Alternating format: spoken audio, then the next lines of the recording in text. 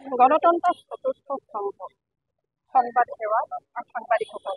এই সাংবাদিকসকলক এজন মন্ত্ৰী অৰ্থাৎ জয়ন্ত মল্ল বৰুৱাই যি এক টুলুঙা মন্তব্য কৰিলে, সেই টুলুঙা মন্তব্যক লৈ এতিয়া ৰাজ্যত ধৰি দেখা গৈছে প্ৰতিবাদ সাব্যস্ত হৈছে কিছু কিছু ঠাইত। আৰু শিৱসাগৰ, য'ত আচলতে অৰুণোদয় কাকতৰ জন্ম, অসমৰ সংবাদ মাধ্যমৰ গুৰি অৰ্থাৎ চিট ভাগ বুলি ক'ব পাৰি। এই শিৱসাগৰৰ যিসকল সাংবাদিক, শিৱসাগৰ জিলা সাংবাদিক সংস্থা আৰু শিৱসাগৰ মিডিয়া সংস্থাৰ দুয়োৰে সহযোগত শিৱসাগৰ আয়ুক্ত কাৰ্যালয়ৰ সন্মুখত দেখা গৈছে এক প্ৰতিবাদী কাৰ্যসূচী। আমি আপোনালোকক দেখাবলৈ চেষ্টা কৰিছো।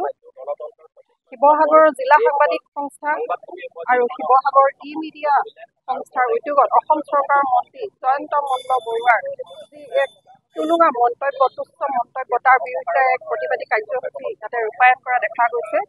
আৰু আমি এটা কথা ক'ব বাহিৰলৈ যে অসমীয়া দেখাৰ কথা আছে যে কথাতে বতা পায়, কথাতে কটা যায়। কিন্তু সাংবাদিকসকল যিসকলে দিনে নিশাই ৰ'দে বৰষুণে বহু কষ্ট কৰি নিজৰ লগতে নিজৰ পৰিয়ালটোক পোহপাল দিয়ে, নিজতকৈ বেছি আচলতে সমাজখনৰ কথা চিন্তা কৰে, তেনে সকল সাংবাদিকক তলৰ শ্ৰেণীৰ লোক বুলি মন্তব্য কৰি যি তেওঁ তুচ্ছ তাচ্ছল্য কৰিলে, তাৰ সম্পূৰ্ণ বিৰোধিতাই দেখা গৈছে। শিৱসাগৰৰ সাংবাদিকসকল আজি এনেকৈ বহি পৰিছে আৰু কোৱা বাহুল্য যে ভাৰত এখন সাৰ্বভৌমত্ব গণতান্ত্ৰিক দেশ আৰু এই গণতান্ত্ৰিক দেশৰ সংবিধান অনুসৰি 15 নং অনুচ্ছেদৰ মতে বৰ্ণ বৈষম্য, ভাষা বৈষম্য, কোনো এজন ব্যক্তিৰ বৰ্ণ, যাৰ বৰণ, এই সকলোকে লৈ যদি কিবা মন্তব্য কৰে তেতিয়াহ'লে ই এক ডাঙৰ অপৰাধ হয়। আৰু সেয়া আচলতে তেওঁ খৰ্ব কৰিছে। এজন মন্ত্ৰী হিচাপে তেওঁ জনা উচিত আচলতে কাক কেনেকৈ কথা ক'ব লাগে। গতিকে ৰাজহুৱাভাৱে যেতিয়ালৈকে ক্ষমা কৰা নহয়, তেওঁলোকে এই প্ৰতিবাদ কাৰ্যসূচী পূৰ্ব অব্যাহত ৰাখিব বুলি কৈছে। শিৱসাগৰৰ এজন জ্যেষ্ঠ সাংবাদিক অনন্ত স্মিথ ডাঙৰীয়া আমাৰ মাজত উপস্থিত আছে। দাদা, এজন মন্ত্ৰী ৰাজহুৱাভাৱে কাক কেনেকৈ কথা ক'ব লাগে অন্ততঃ সিমানটো জনা উচিত। আৰু প্ৰতিজন সাংবাদিকে আজিৰ ক্ষেত্ৰত দুই এজনক বাদ দি বাকী সকলে নিষ্ঠাৰে সততাৰে কাম কৰি আছে। কিন্তু তলৰ শ্ৰেণীৰ লোক বুলি যিটো তেওঁ মন্তব্য কৰিলে, যাৰ কাৰণে আজি সকলোৱে প্ৰতিবাদ কাৰ্যসূচী এনেকৈ ৰূপায়ণ কৰিছে। এইটো দুৰ্ভাগ্যজনক, অসমৰ সমগ্ৰ সাংবাদিক মহলৰ বাবে দুৰ্ভাগ্যজনক কথা। কিয়নো এগৰাকী কেবিনেট মন্ত্ৰী তেওঁ দিছপুৰত তেওঁ এখন সংবাদমেল সম্বোধন কৰিছে আৰু সংবাদমেলত তেওঁ এজন সাংবাদিকক তলৰ শ্ৰেণীৰ মানুহ বুলি উল্লেখ কৰিছে। আৰু এই যি তলৰ শ্ৰেণীৰ মানুহ তেওঁ এজন সাংবাদিকক উল্লেখ কৰিছে, তেওঁ এজন সাংবাদিকক উল্লেখ কৰা নাই, তেওঁ অসমৰ সমগ্ৰ সাংবাদিক গোষ্ঠীটোক তেওঁ তলৰ শ্ৰেণী বুলি অভিহিত কৰিছে। এই যি মন্তব্য, এই মন্তব্য আমাৰ কাৰণে, আমাৰ সমূহ সাংবাদিকৰ কাৰণে অপমানসূচক, তুচ্ছ এক মন্তব্য। আৰু এই মন্তব্যক আমি সহজে গ্ৰহণ কৰা নাই। আৰু এই সহজে গ্ৰহণ নকৰে আমি যে কৰা নাই, তাৰ প্ৰতিফলন আপোনালোকে দেখিছে। ঐতিহাসিক শিৱসাগৰ, এই শিৱসাগৰৰ পৰাই অৰুণোদয়ৰ জন্ম হৈছিল। আৰু এই অৰুণোদয়ৰ জন্মস্থান শিৱসাগৰৰ পৰা আমি সাংবাদিক মহলে আজি মন্ত্ৰী জয়ন্ত মল্ল বৰুৱাৰ বিৰুদ্ধে আমি প্ৰতিবাদ সাব্যস্ত কৰিছো। আৰু তেওঁক আমি সকীয়াই দিছো যে পুনৰ যেন তেওঁ সাংবাদিকক এনেধৰণৰ অপমানসূচক মন্তব্য কৰিবলৈ সাহস নকৰে। আৰু আজি আমি এই পৰা এটা স্মাৰক পত্ৰ আমি প্ৰদান কৰিছো জিলা আয়ুক্ত মহোদয়ৰ যোগেদি।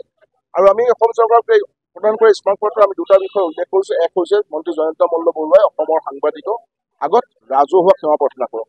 আৰু দ্বিতীয়তে তেওঁ এই মন্তব্যৰ দ্বাৰাই সমাজত এক শ্ৰেণী বিভাজনৰ সৃষ্টি কৰিছে।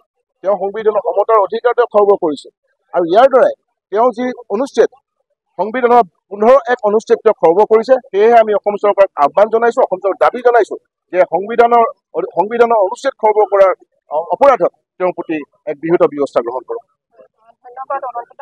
এটা কথা ক'ব লাগিব যে সংবিধানৰ তলত, আমি একেখন জাতীয় পতাকাৰ তলত যিহেতু বসবাস কৰিছো, ভাৰতীয় সংবিধানৰ সৈতে প্ৰত্যেকজন ব্যক্তিৰ আচলতে নিজৰ স্বাভিমান আছে, নিজৰ আত্মবিশ্বাস আছে। তেনে ক্ষেত্ৰত এজন মন্ত্ৰী হয় কেনেকৈ ৰাজহুৱাভাৱে এজন সাংবাদিকক, কেৱল মাত্ৰ এজনক নহয়, এজনৰ লগতে সাঙুৰ খাই থকা অসমৰ সংবাদ মাধ্যমৰ প্ৰতিজন সাংবাদিকক আচলতে তুচ্ছ মন্তব্য কৰি তেওঁ অপমানসূচক যি কথা ক'লে, সেয়া তেওঁ শীঘ্ৰে ৰাজহুৱাভাৱে ক্ষমা খোজক, অন্যথা ইয়াৰ যি ব্যৱস্থা তাৰ হয়তো দিনক দিনে বাঢ়ি যাব। সাংবাদিকসকলে নিজৰ জীৱনকো তুচ্ছ কৰি বিভিন্ন সময়ত নিজৰ কথা চিন্তা নকৰি, নিজৰ জীৱনৰ কথা চিন্তা নকৰি প্ৰতিটো সময়ত ডাঁৰৰ খবৰ ডাঁৰে দি অহা এই সংবাদকৰ্মীসকলক তেনেধৰণে আচলতে অপমান কৰিবলৈ কাৰো অধিকাৰ নাই। কেৱল মাত্ৰ জয়ন্ত মল্ল বৰুৱা বুলিয়ে নহয়, কাৰোৱে অধিকাৰ নাই। তেওঁ যি তুচ্ছ মন্তব্য কৰিলে সেয়া ৰাজহুৱাভাৱে ক্ষমা খোজাৰ লগতে অনাগত ভৱিষ্যতে তেওঁৰ লগতে যাতে আৰু কোনেও এনেকুৱা মন্তব্য কৰিব নোৱাৰে, যাৰ বাবে প্ৰতিবাদ কাৰ্যসূচী ইয়াতে ৰূপায়ণ কৰা হৈছে। আৰু জিলা আয়ুক্তৰ যোগেদি এখন স্মাৰক পত্ৰ প্ৰদান কৰা হৈছে মাননীয় মুখ্যমন্ত্ৰী দেৱলৈ আৰু লগতে জনসংযোগ মন্ত্ৰী পীযুষ হাজৰিকা দেৱলৈ। দেখা যাওক অনাগত সময়ত গেৰুৱা চৰকাৰখনে নিজৰে এজন মন্ত্ৰীৰ ক্ষেত্ৰত যি তেওঁ বেয়া ব্যৱহাৰ কৰিলে তাৰ ক্ষেত্ৰত আইন কানুন সমানেই ব্যৱহাৰ কৰে নে তলৰ শ্ৰেণী আৰু ওপৰৰ শ্ৰেণীও চৰকাৰে এনেধৰণৰ বিভাজন তেওঁলোকৰ মনতো আছে, এয়া পৰৱৰ্তী পৰ্যায়ত স্পষ্ট হৈ পৰিব। শিৱসাগৰ প্ৰতিবাদ স্থলীৰ পৰা মই ববিতা ভৰালী।